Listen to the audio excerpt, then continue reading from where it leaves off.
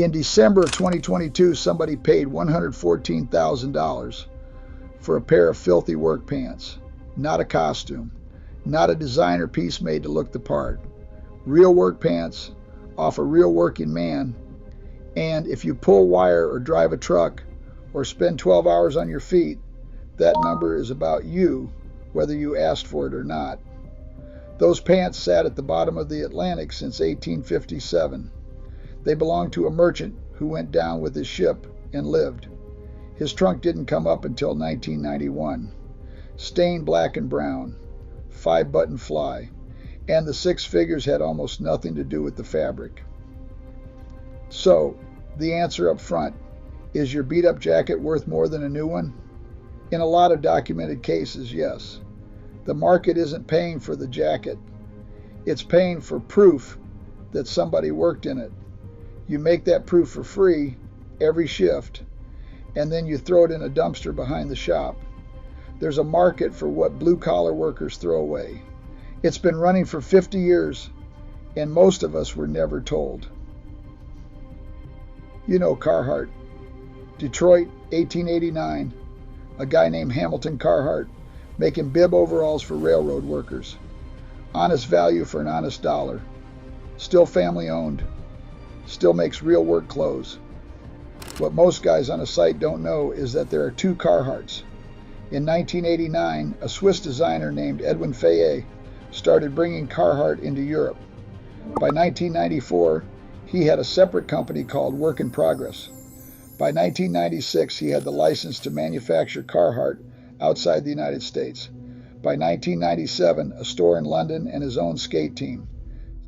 Same logo, same yellow C, different company, different customer, different price.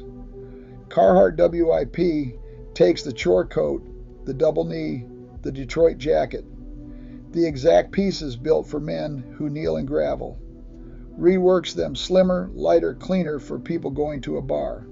Depending on what you line up, it runs 2 to 3 times the price of the version that can actually do the job. The company that makes your work jacket licensed its own look to a fashion label, and the fashion label charges triple for a coat that can't work. Nobody stole anything. It's on their own corporate timeline.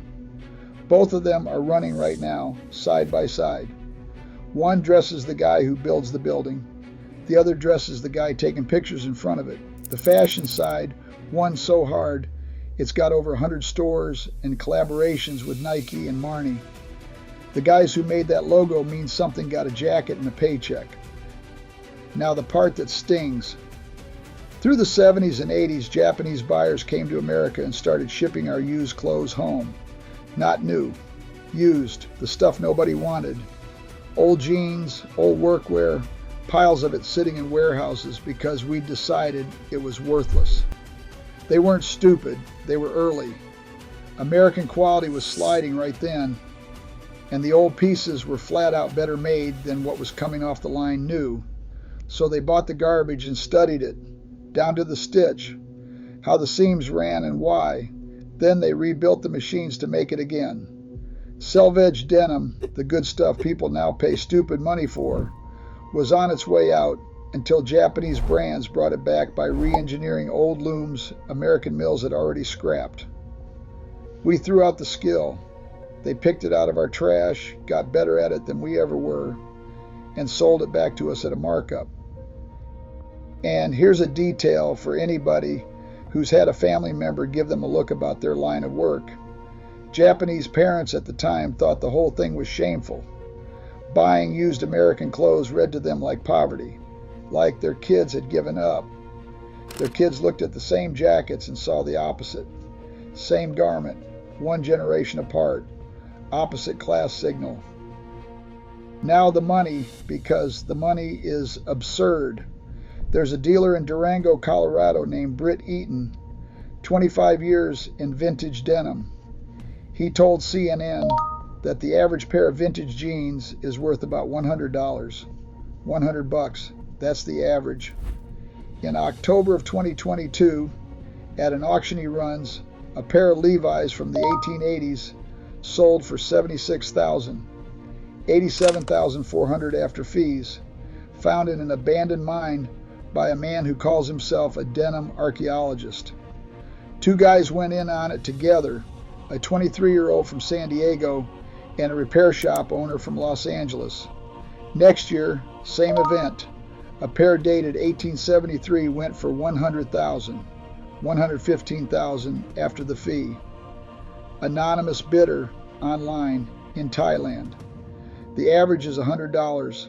The ceiling is $100,000. The difference isn't the denim, it's who wore them and how hard.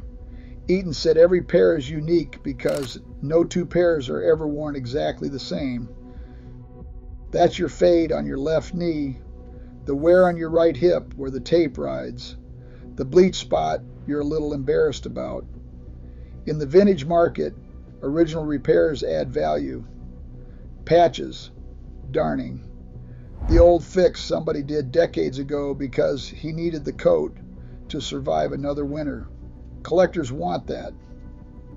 It documents real working history. A modern repair done wrong kills the price. So the market pays a premium for proof that a man patched his own coat because he couldn't afford a new one. It won't pay for the patch you put on last Tuesday. They don't want the repair. They want the reason for it. In a lot of ways, they're buying the story behind the clothes. One guy who does this for a living says he sold nearly destroyed jackets for more than clean ones. Now, straight with you about those numbers. Most of the specific figures floating around for vintage Carhartt come from resellers and flipping apps. People who make money when you believe flipping is easy. The general range holds. Vintage Detroit jackets get listed $200 to $400 regularly, sometimes higher, and guys pull them off thrift racks for $15 to $50. Made in the USA and union labels drive it. That part's real and you can go look right now. But there's no official data on this. No agency tracks vintage workwear prices. The market swings, condition is everything, and nobody's guaranteeing you a thing. I'm not a financial advisor, and this isn't advice, it's information and my own read. Don't quit the trade to flip coats. Just know it's out there, and maybe your old work clothes could build you an emergency fund or pay off a nagging bill.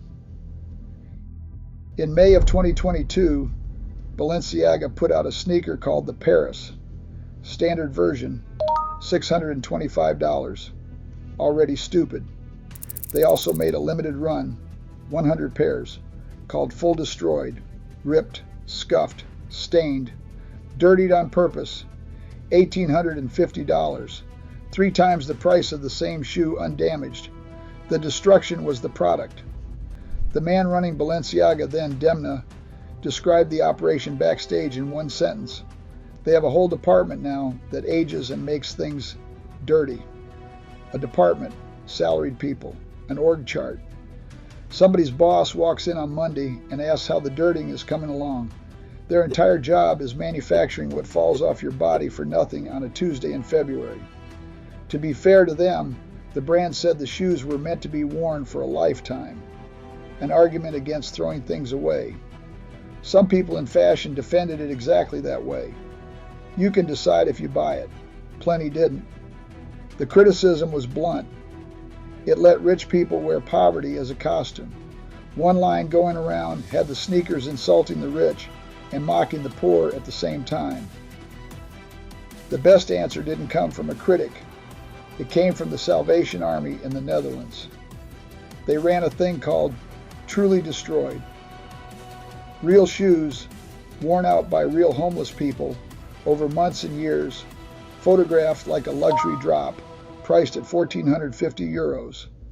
Right next to Balenciaga's number, the product descriptions are what get you. Detached sole, blood residue, painful fit, moldy interior, various holes for warm weather, 18 months straight worn effect. Every pair came in the actual shoe size of the person who wore it, with the story of how it got that way. Their marketing lead said the two kinds of destroyed shoes, side by side, reflect the inequality in the world. They weren't even dunking. The agency behind it said they were building on the shoulders of giants. They thanked Balenciaga for the opening and used it to point at 32,000 homeless people in their own country. A charity shop out reported the entire fashion press that week. Levi's runs a lab in San Francisco, around 27 people. Lasers, ozone gas, pumice presses, industrial washers. Their job is making new jeans look old. Part of how it works is this: they take new unmarked jeans and they wear them. Actual people, actual jeans, until the fade comes in. Then they use those pairs as the model and copy the wear onto new ones. That's a job. Salary, probably dental. Getting paid to break in denim, which you've done free for 20 years and got a bad back out of it. The whisker marks and honeycombs on jeans in stores right now were probably worked out by a technician in that building. Their laser can do in seconds what used to take hours by hand, which, credit where it's due, is genuinely rough work they've automated away. Levi's keeps an archive going back to the 1800s. There's a pair in there out of a mine, worn so deep you can read the man's whole job in the fabric. And a pair of overalls from 1879 with knee marks from 3 different men. 3 men, 1 garment. Passed down, patched, worn out, passed down again, because it was too good to throw out and too expensive to replace. Their historian calls the oldest Levi's the original sustainable garment, built to take hard labor, then get patched and handed to the next guy. That's not a fashion story. That's 3 men's knees. So count who's in this. You make the wear free, a byproduct of showing up. Then you bin it, or you keep wearing it because it's still fine and you're not made of money. The collector pays hundreds, sometimes thousands for that wear. Pays extra if the repairs are original, because he wants proof the work happened. The brand employs people to wear jeans until they look used, so it can copy the result and sell it new. The luxury house staffs a department to age things and make them dirty, then charges triple the price of the clean one. 4 groups, all chasing the same thing, all paying real money for evidence of labor. The global secondhand clothing market is sitting around $393 billion now. Roughly 10% of everything spent on clothes on this planet, according to numbers the resale industry publishes about itself. 10% of the clothing economy is used. A chunk of that value got made by people on their knees on a Tuesday in the cold hourly. There's a jacket in your truck right now you should have thrown out 4 years ago. Elbows gone. Doesn't zip. Your wife has opinions about it. Somebody at a bar downtown is wearing one just like it, except theirs costs $240 and has never been outside in weather. I'm not telling you to sell yours. That's not the point. The point is the thing you were slightly embarrassed about is the thing they can't manufacture. They've tried. They built departments to try. Lasers, ozone gas, a 27-person team in San Francisco, all working the problem of faking what fell on you for nothing. Your jacket has the one thing the money keeps failing to buy. It was there the whole time. We just never knew it.